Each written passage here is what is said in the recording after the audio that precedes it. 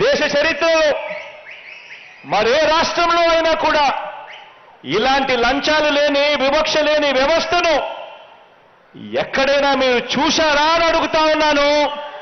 ప్రతి ఇంట్లోనూ వెళ్ళి అడగండి, ప్రతి అక్కచెల్లెమ్మకు చెప్పండి, ప్రతి అన్నదమ్ముడికి చెప్పండి, ప్రతి రైతన్నకు చెప్పండి. ఇలాంటి వాలంటీర్లు ఎక్కడైనా ఉన్నారా? ఇలా లంచము లేని వ్యవస్థను ప్రోత్సహించే ప్రభుత్వాలు దేశంలో ఎక్కడైనా ఉన్నాయా అని చెప్పి అడగండి.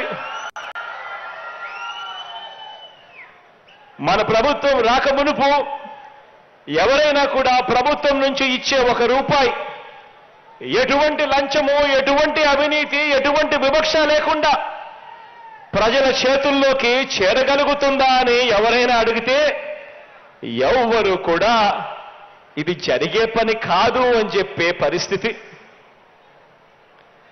సమాధానం అటువంటి విధంగా సమాధానం వచ్చే పరిస్థితి నుంచి ఇవాళ మీ అన్న నేరుగా బటన్ నొక్కడం, నేరుగా నా అక్క చెల్లెమ్మల కుటుంబాల ఖాతాల్లోకి నేరుగా డబ్బులు వెళ్ళిపోవడం,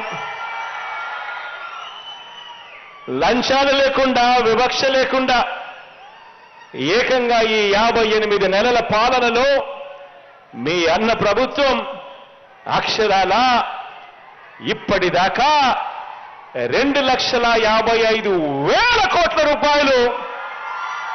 నేరుగా నా అక్క చెల్లెమ్మల కుటుంబాల ఖాతాల్లోకి జమ చేయగలిగాము.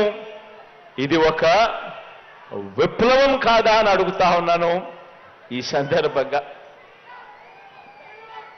ఇక ఈ 2,55,000 కోట్లకు నాన్ డీబీటీ పథకాలు అంటే ఇళ్ల పట్టాలైతేనేమి, సంపూర్ణ పోషణమైతేనేమి, గోరుబొద్దైతేనేమి, ట్యాబులైతేనేమి, విద్యా కానుకైతేనేమి, ఇలాంటి కార్యక్రమాలను కొరకు మరో ₹1,07,000 కోట్ల నాన్ డీబీటీగా కూడా ఇచ్చాము ఇప్పటిదాకా. ఇక ఇంటి స్థలాలకు సంబంధించి వాటి మార్కెట్ విలువే తీసుకుంటే ఈ ₹1,07,000 కోట్ల కాస్త ₹1,76,000 కోట్ల కనీసం అంటే అవుతుంది. ఇంత సొమ్ము పేదల చేతుల్లోకి నేరుగా ఈరోజు కనిపిస్తా ఉంది. పేదల చేతుల్లోకి నేరుగా ఈ సొమ్మంతా కూడా కనిపిస్తా ఉంది. కాబట్టే కోవిడ్ లాంటి సంక్షోభాల్ని కూడా ఎదుర్కోగలిగాం. కేంద్రం నుంచి తగ్గిన ఆదాయాన్ని కూడా తట్టుకోగలిగాం.